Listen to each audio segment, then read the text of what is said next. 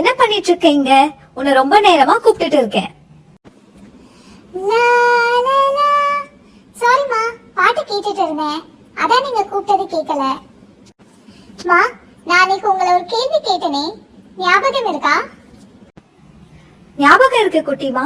நான் பிரெக்னன்சில பாட்டுலாம் கேட்டிருக்கேன் தானே? ஆமாமா, அதே கேள்விதான்.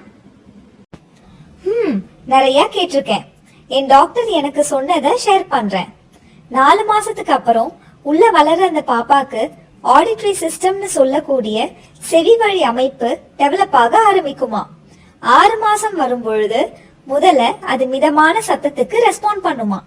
அந்த குழந்தை வளர வளர 8-9 மாசத்தை நோக்கி போகும் பொழுது நல்ல சத்தமான சவுண்ட்ஸுக்கு ரெஸ்பாண்ட் பண்ணும். ஓ, இன்ட்ரெஸ்டிங்மா. இதெல்லாம் எப்படி கண்டுபிடிச்சாங்க?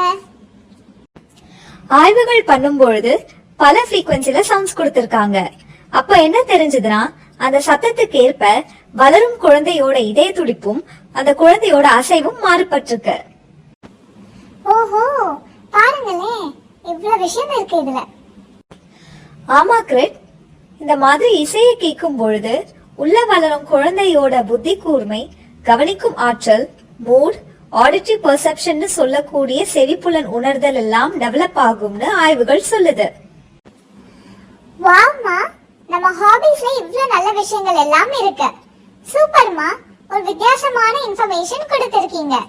ஃப்ரெண்ட்ஸ், உங்க எல்லாருக்கும் இது ரொம்ப பிடிச்சிருக்கும் நினைக்கிறேன். நீங்களும் நல்ல பாட்டு கேட்டு என்ஜாய் பண்ணுங்க. மறக்காம உங்க ஹாபீஸ்லாம் என்னன்னு காமெண்ட் செக்ஷன்ல போடுங்க. நெக்ஸ்ட் வீடியோல உங்க எல்லாரும் சந்திக்கிறேன்.